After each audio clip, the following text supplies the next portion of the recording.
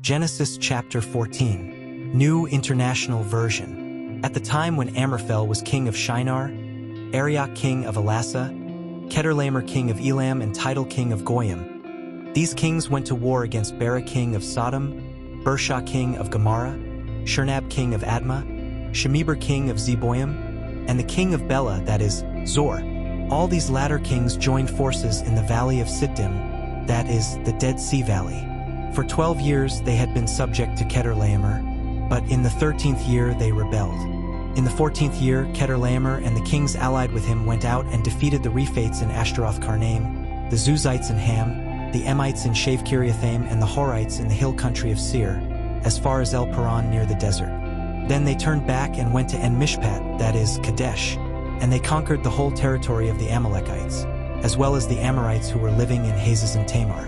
Then the king of Sodom, the king of Gomorrah, the king of Admah, the king of Zeboim, and the king of Bela, that is, Zor, marched out and drew up their battle lines in the valley of Siddim against Kedorlaomer king of Elam, Tidal king of Goyim, Amraphel king of Shinar, and Arioch king of Elasa. 4 kings against 5. Now the valley of Siddim was full of tar pits, and when the kings of Sodom and Gomorrah fled, some of the men fell into them and the rest fled to the hills.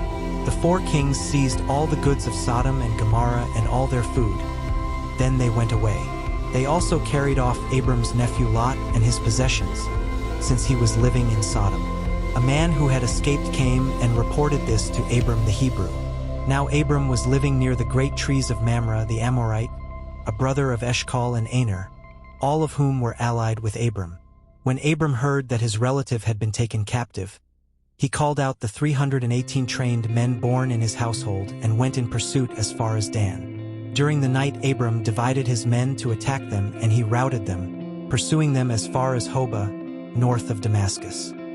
He recovered all the goods and brought back his relative Lot and his possessions, together with the women and the other people.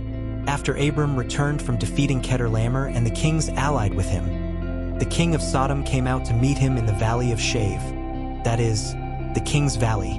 Then Melchizedek king of Salem brought out bread and wine. He was priest of God Most High, and he blessed Abram, saying, "Blessed be Abram by God Most High, creator of heaven and earth, and praise be to God Most High, who delivered your enemies into your hand." Then Abram gave him 1/10 of everything. The king of Sodom said to Abram, "Give me the people and keep the goods for yourself."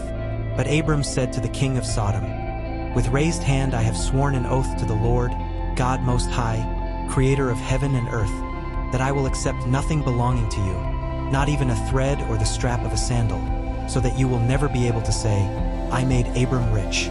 I will accept nothing but what my men have eaten and the share that belongs to the men who went with me, to Aner, Eshcol, and Mamre. Let them have their share."